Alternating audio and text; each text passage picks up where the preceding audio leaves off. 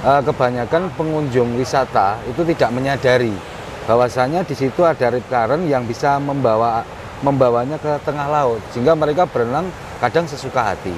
Kalau rip current sendiri itu apa, tahu nggak Mbak? Nggak tahu. Nggak tahu ya. Masnya tahu nggak tentang salah satu bencana pesisir atau bahaya di pesisir, yaitu rip current atau arus retas?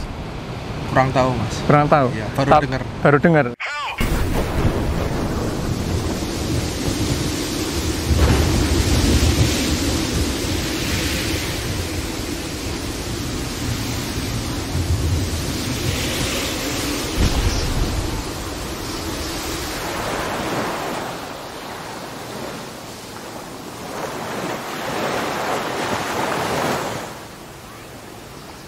Pariwisata merupakan salah satu sektor unggulan di Kabupaten Gunung Kidul. Wisata pantai salah satunya. Bisa dikatakan bahwa wisata pantai merupakan primadona yang menjadi salah satu pemasok terbesar bagi pendapatan asli daerah di Kabupaten Gunung Kidul.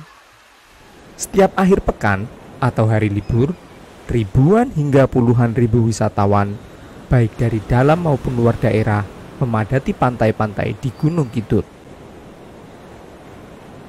Kadangkala, karena terlalu asik bermain, para wisatawan tidak sadar bahwa ada bahaya yang mengancam keselamatan mereka, yaitu rip current atau arus retas. Rip current atau arus retas merupakan arus sempit namun sangat kuat yang mengarah ke lautan. Rip current biasanya terbentuk di antara garis pantai hingga zona pecah gelombang. Pembentukan rip current dipengaruhi oleh berbagai faktor, di antaranya ketinggian gelombang, kondisi batimetri, dan tipologi pesisir. Beginilah proses pembentukan rip current. Saat gelombang pecah, air akan terdorong menuju ke arah darat. Ketika gelombang sampai di darat, air memerlukan jalan untuk kembali ke laut. Pada kondisi tertentu, akumulasi air dari berbagai arah tersebut mengalir ke saluran yang lebih dalam. Disitulah rip current akan terbentuk.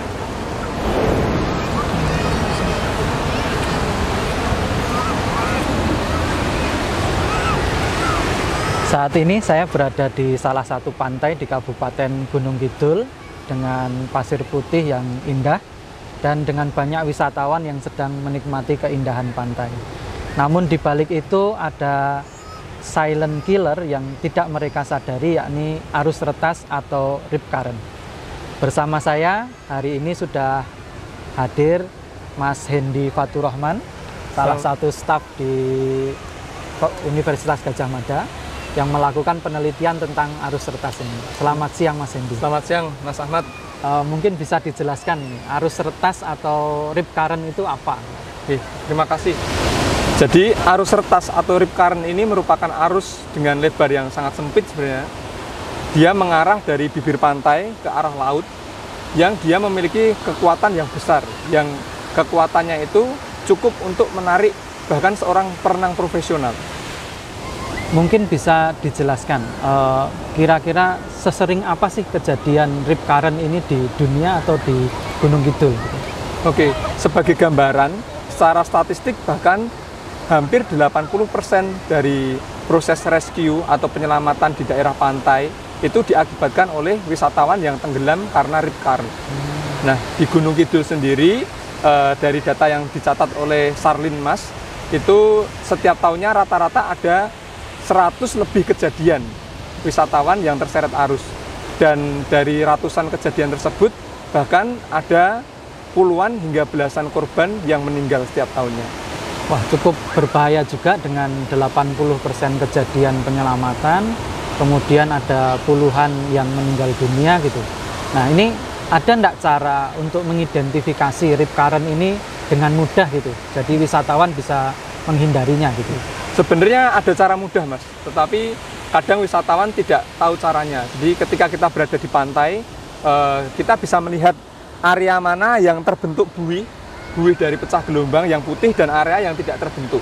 Nah, area yang tidak terbentuk buih itu kelihatannya tenang, tetapi di situ malah keberadaan rip current itu ada di area tersebut. Jadi wisatawan harus menghindari area-area yang tidak terbentuk buih pecah gelombang tersebut.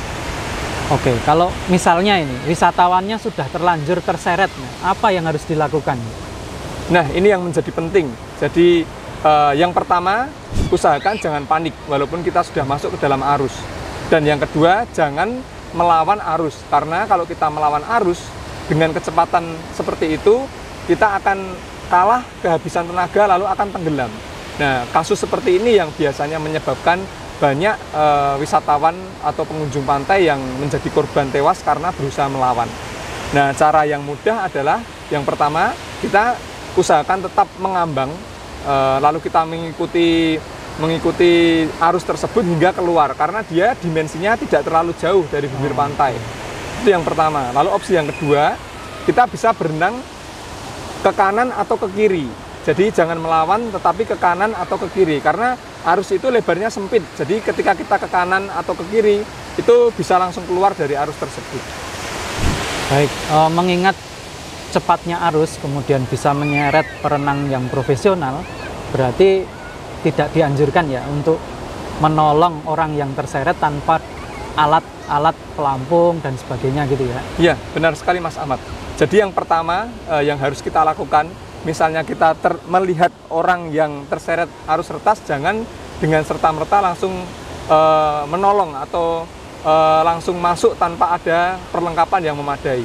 Yang harus kita lakukan adalah yang pertama, misalnya melemparkan alat-alat atau pelampung yang bisa digunakan oleh korban yang tenggelam, agar dia tidak terseret atau masuk ke dalam bawah arus, dia tetap bisa mengambang. Lalu yang kedua, kita tunggu pertolongan dari tim SAR atau penjaga pantai, karena tentunya tim SAR akan memiliki kapabilitas yang lebih dan alat-alat yang lebih memadai untuk menolong korban tenggelam. Karena kebanyakan dari kasus tenggelam juga korban yang meninggal itu dia bukan korban utama tapi ingin menolong, tapi karena tidak dibekali dengan kemampuan dan peralatan yang memadai, malah dia justru juga ikut menjadi korban. Oke, kalau begitu. Nah, Mas Hendy, ini kayaknya kita perlu melihat apakah para wisatawan ini yang ada di sini bisa mengidentifikasi rip current ini, atau mereka justru malah tidak sadar kalau di sini ada rip current, atau justru yang bahaya mereka identifikasi tidak bahaya. Iya, gitu ya. Iya, okay. Mari Mas. Cek, gitu. Masnya tahu nggak tentang salah satu bencana pesisir atau bahaya di pesisir, yaitu rip current atau arus retas? Kurang tahu Mas. Kurang tahu? Ya, baru dengar. Kalau dari gambar ini kira-kira bisa mengidentifikasi nggak Mas area yang kira-kira aman untuk berenang dan area yang sekiranya berbahaya? Kalau yang aman kemungkinan daerah sini ya Mas. Yang ada ini, apa sih yang buih-buih ini putih-putih? Yang ada pecah gelombangnya ya? Ya. Kalau dari foto udara seperti ini, salah satu cara mengidentifikasi keberadaan rip current adalah dengan melihat pola pecah gelombang. Area-area yang tidak terbentuk pecah gelombang, yang gelap ini, dia cenderung membentuk rip current karena dia cenderung lebih dalam dari area sekitarnya. Sebelumnya tahu nggak Mas ciri-ciri rip current seperti ini? Belum sih Mas, kan belum pernah lihat foto dari atas gitu. Oke, sebelumnya mungkin bisa diperkenalkan dengan Mbak atau Bu siapa? Dengan Indah. Dari tinggalnya di Jakarta sih sekarang. Oke. Dari gambar ini kira-kira bisa membedakan nggak area mana yang aman untuk berenang, area mana yang berbahaya kira-kira dari gambar ini? Kayaknya yang ini yang aman ya. Ini aman ya. Kalau yang ini aman, berarti iya, kira-kira. Kalau di sekitar sini ada yang aman atau berbahaya, kira-kira bisa membedakan nggak? Harusnya warna ini ya, warna apa? Warna airnya nggak sih Mas? Iya, yang ini jelas aja. Bahaya. Paling yang sekitar sini doang nih. Yang bahaya yang warna gelap ini. Yang gelap ini ya? Iya. Kalau disuruh membedakan mana area yang terbentuk rip current, mana yang tidak, bisa nggak Mbak? Enggak. Yang kayak gini-gini nggak sih? Ini yang berbahaya atau yang tidak? Yang berbahaya. Ini yang berbahaya malah. Berarti kalau diminta menunjukkan yang ada putihnya yang berbahaya ya? Nah ini justru terbalik Mbak. Oh salah. Jadi justru terbalik. Jadi area-area yang gelap yang tidak terbentuk pecah gelombang itu yang berbahaya. Karena dia cenderung dalam. Kalau ini kan dia gelombangnya menabrak karang hingga pecah loh. Berarti kan di situ dangkal, kayak di sini kan ini kan dangkal loh. Ketika dia nabrak karang dia kan terbentuk buih pecah gelombang. Iya, iya. Nah, area yang tidak terbentuk buih ini yang dia lebih dalam dari kanan kirinya biasanya. Kalau diminta membedakan mana yang terbentuk rip current tadi dan mana yang tidak, bisa nggak Mas? Kira-kira bisa membedakan nggak Mas? Oh, enggak, saya nggak tahu. Belum bisa membedakan ya Mas? My name is Brent. I live in Jogja. I've been living in Jogja now 4 years, but asli from America. Can you identify which area is safe from rip current and which area is like potentially trigger rip current? I know the signs of a rip current, but usually when you're in the water, they're very difficult to identify. Can you show which one is potentially triggering the rip current and why? Where you can identify it? Because the rip current usually is pulling back and does not have the surf breaking. Assalamualaikum. Mari. Selamat siang Pak. Selamat siang. Perkenalkan Pak, kami tim dari UGM. Dengan Pak siapa Pak? Mungkin bisa diperkenalkan? Ya, nama saya Pak Marjoko. Saya selaku Ketua Pok Darwis di Pantai Drini. Kalau dari Pak Joko sendiri, tahu nggak Pak tentang rip current itu apa? Kalau untuk dari Pok Darwis sendiri, itu sudah sebagian besar itu sudah mengetahui terkait dengan rip current ataupun bahaya yang ada di laut. Tapi untuk wisata, untuk pengunjung, karena kita belum ada sosialisasi ataupun pamflet yang dipasang di lingkungan pantai, itu kebanyakan malah belum mengetahui terkait rip current. Saat ini saya bersama Pak Suyanto dari Satlinmas Rescue Istimewa, Daerah Istimewa Yogyakarta. Saya akan bertanya tentang kebencanaan, kepesisiran yang ada di Kabupaten Gunung Kidul. Kalau usaha-usaha yang pernah dilakukan oleh tim Satlinmas Rescue Istimewa dan juga Pok Darwis dan sebagainya itu kira-kira apa Pak untuk mengurangi risiko dari kejadian bencana akibat rip current itu? Kita setiap akhir bulan atau mungkin setiap hari Minggu ya Mas ya, Sabtu Minggu terutama kan puncak kunjungan wisata itu kan Sabtu Minggu yang paling besar. Itu di samping kita memberi tanda-tanda di titik-titik di mana ada rip current, kita juga selalu himbau lewat pengeras suara. Bahkan hampir setiap menit kalau ada yang pengunjung yang kalau di Gunung Kidul ini beda dengan Bantul, karena Gunung Kidul itu rip current-nya selalu di situ, nggak pernah berubah-ubah, nggak kayak yang di pasir seperti Bantul. Itu sehingga kita selalu himbau untuk menjauhi daerah-daerah yang ada rip current-nya. Berikutnya, ketika terjadi rip current Pak, biasanya yang dilakukan Satlinmas Rescue itu gimana Pak? Kalau ada yang sudah terlanjur terbawa rip current gitu? Kalau yang di Pantai Drini ini Mas, kita memang setiap Sabtu Minggu menyiagakan kapal. Karena kalaupun kita kejar dengan kita berenang, itu juga sudah sulit gitu loh. Sehingga kita tetap melakukan operasi ataupun kita turunkan kapal untuk segera menyelamatkan. Oke. Terakhir nih terkait himbauan untuk wisatawan Pak, terkait rip current ini kira-kira apa Pak? Ya, yang jelas kita himbau kepada wisatawan yang akan berkunjung ke objek wisata Gunung Kidul, tentunya mohon patuhi himbauan petugas, karena petugas lebih tahu daripada wisatawan di mana area bahaya dan mana yang tidak bahaya. Saat ini saya bersama Pak Suris, Sekretaris Satlinmas Baron Wilayah 2. Kali ini saya akan menggali informasi terkait dengan kejadian laka laut, terutama rip current.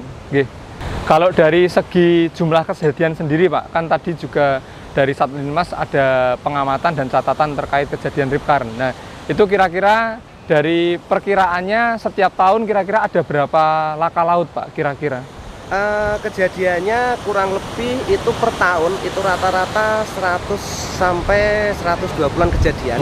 Nah, itu 70% itu kebanyakan tergulung ombak dari rip current. Wah, ternyata berarti untuk yang di Gunung Kidul ini yang cukup membahayakan adalah rip current yang wisatawan tersebut belum tahu persis bahwa Oke. itu ada. Padahal kita sudah ada papan Oke. larangan dan sebagainya. Tapi mungkin saking asiknya di Ya. pantai itu Tidak mungkin, memperhatikan, tidak ya. mengindahkan daripada himbauan kami.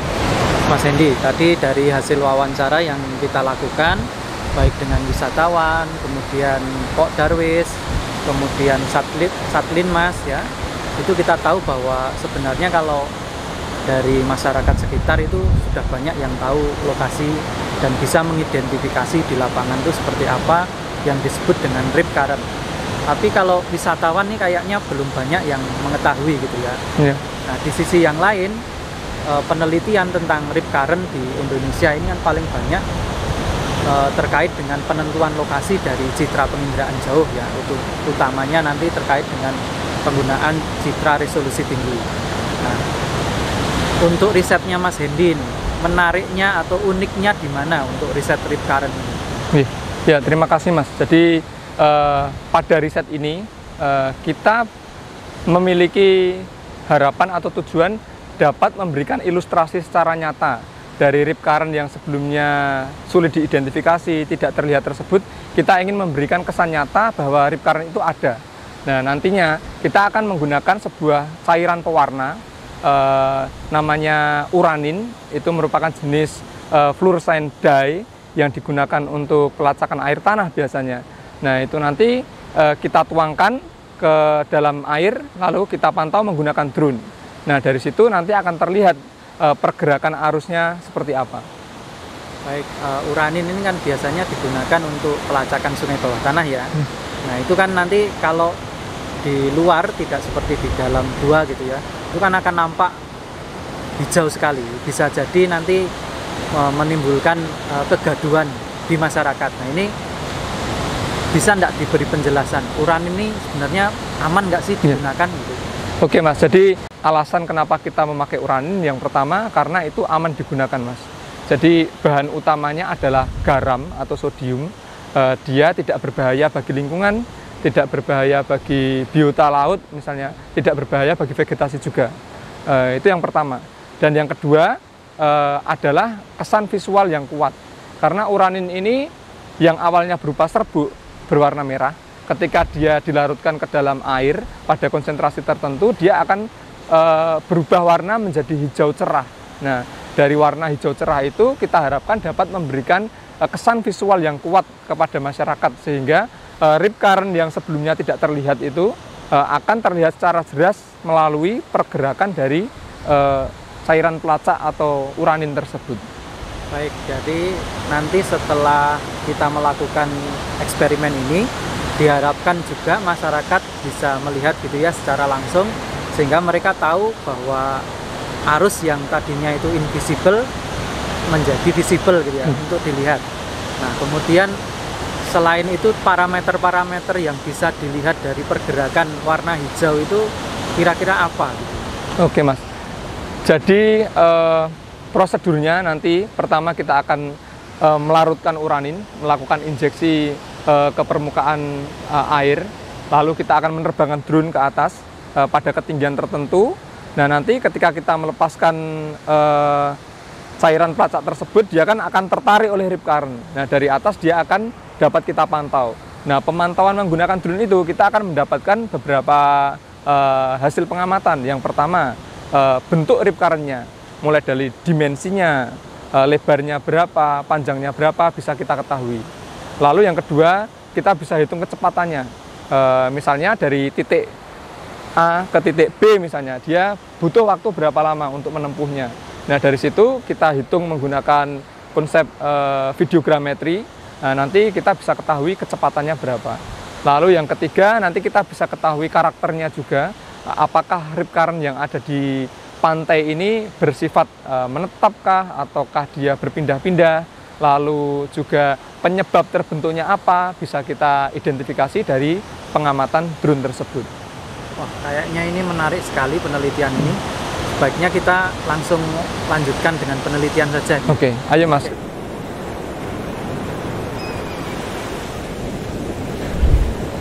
Sesaat sebelum cairan pelacak dituangkan ke air, drone mulai merekam video dari ketinggian sekitar 250 meter. Pergerakan larutan berwarna hijau akan terlihat secara jelas dari pemantauan video drone. Lokasi penelitian memiliki tipe pasang surut semi-diurnal, di mana puncak pasang terjadi sekitar pukul 10 pagi dan 11.30 malam. Sedangkan surut maksimum terjadi pada pukul 4.20 pagi dan pukul 5 sore. Stasiun pengamatan pasang surut yang digunakan adalah Stasiun Sadeng, yang merupakan stasiun terdekat dari lokasi penelitian.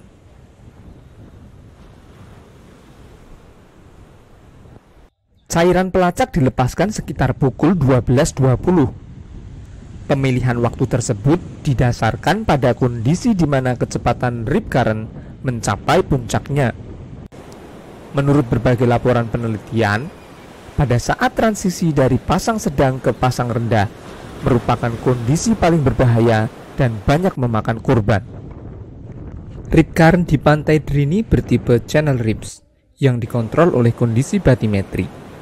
Rip current terbentuk pada celah di antara rataan terumbu yang terisi sedimen pasir dan memiliki kedalaman lebih dibandingkan area sekitarnya. Rip current cenderung menetap dan kemunculannya dipengaruhi oleh kondisi pasang surut. Secara lebih spesifik, arus retas jenis ini juga biasa disebut sebagai reef rip currents. Berdasarkan hasil pengolahan data, rip current di Pantai Drini tercatat memiliki kecepatan rata sebesar 0,31 meter per detik, dengan kecepatan maksimum tercatat sebesar 0,66 meter per detik. Reef rip current dapat muncul dan menghilang bergantung pada ketinggian pasang surut.